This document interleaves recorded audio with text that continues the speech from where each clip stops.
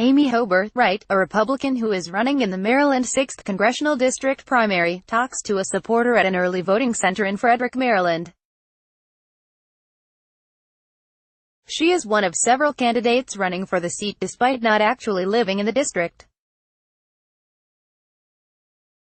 File, AP photo, Brian Witt, Frederick, Maryland.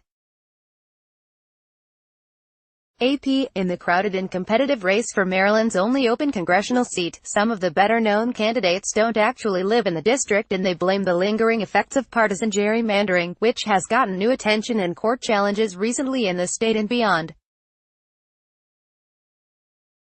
Indeed, voters have not had a chance to vote for an actual resident of the district in the last two general elections. The district, which extends from the suburbs of the nation's capital to the West Virginia border, has been criticized as one of the state's most gerrymandered.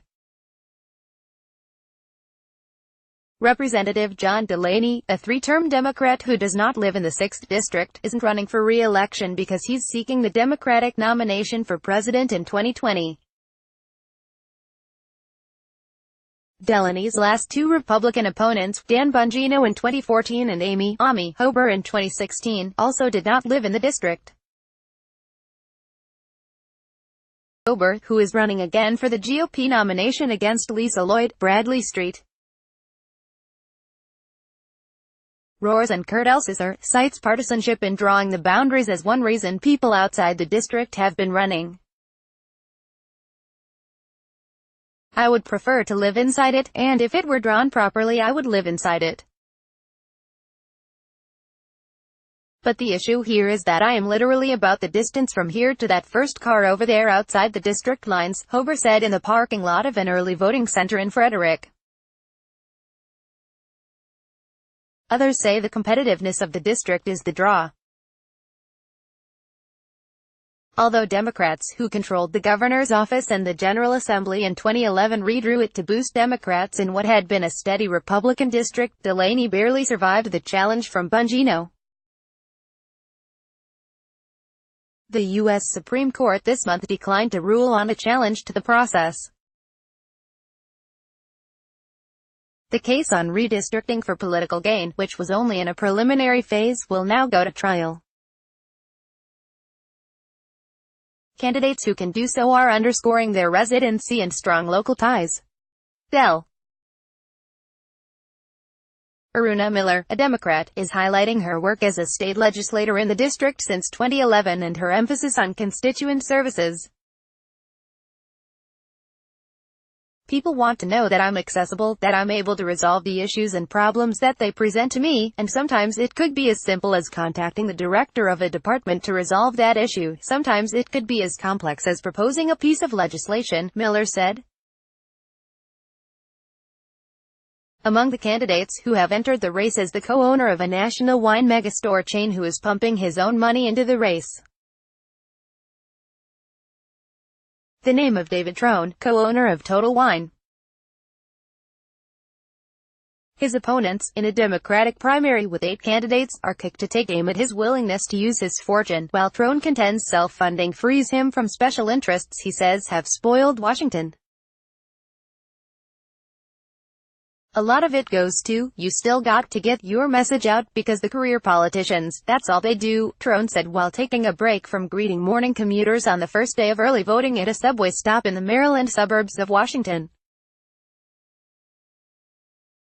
It's all they do is politic 52 weeks of the year, and an outsider, a businessman like myself, is an underdog. 2 years ago, Trone broke a record as the biggest self-funder for a U.S. House candidate when he spent $13.4 million in a failed primary bid for the 8th District congressional seat next door, where he lives.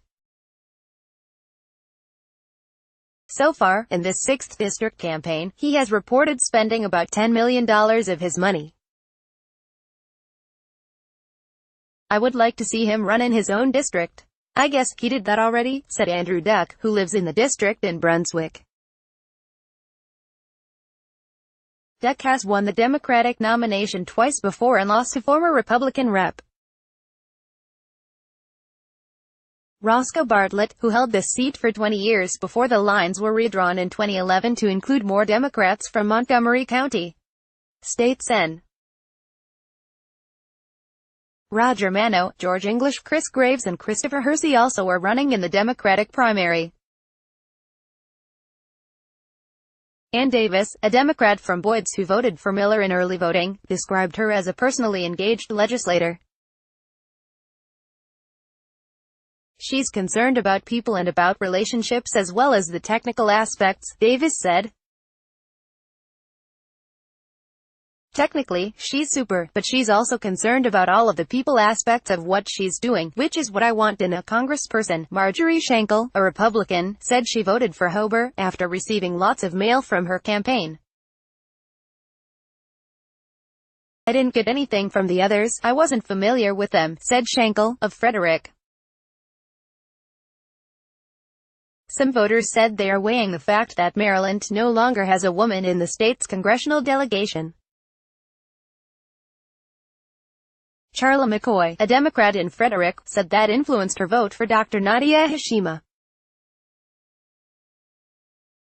McCoy said it bothers her that a state once well known for electing women to Congress no longer has one there.